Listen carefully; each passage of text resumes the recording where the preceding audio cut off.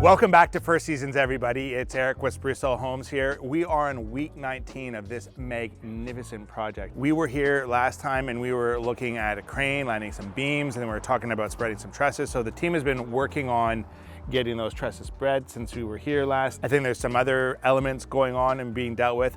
I know that Matt, the project manager on this one, is here working with our rep from Colby to talk about the windows and making sure everything is sized and ordered correctly. So let's go inside and go and check out and see what is going on. Now, if we can, maybe if we bring the camera down a little bit for us there, Kyle, and kind of see the trusses that are kind of being spread over my shoulder here. So we can see from here, like this is kind of sort of what it's looking like just coming through the front door. So you can start to appreciate and imagine how amazing this is gonna be. Let's keep moving. Like look at this volume of space. Like it's just absolutely magnificent.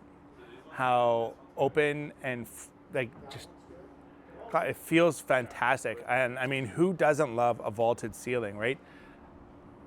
Oh, looks good. And then having the view of downtown in the background, like I never get bored of coming here. It is absolutely stunning. The team is crushing productivity for sure, right? Getting all of these trusses spread along onto the beam that we saw put up last week. I mean, there's a lot of amazing things happening here, Kyle. A lot of amazing things happening. I love this scaffolding. Like it is so awesome, hey? Now, what's going here ultimately? We're gonna do torch on and then pavers? Torch on pavers on pedestals.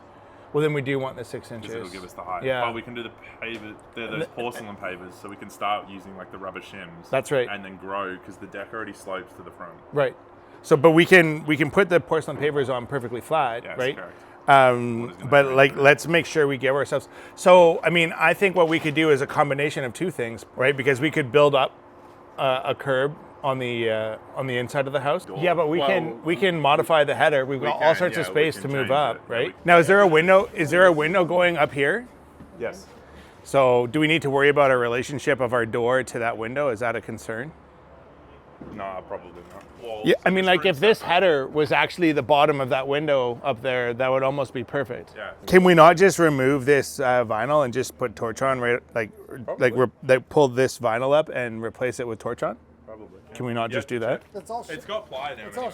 Is it vinyl though? It looks like it's fiberglass. So then, yeah, just get rid of the first layer of plywood. Keep it. Just sheet TNG over it. What does it matter if we're going to torch on a new layer? We can take this curb off. It goes against my standard of like leave no work behind that somebody else could come and criticize. Yeah. I mean, would they be justified in their criticism of that? No. But could they? Probably.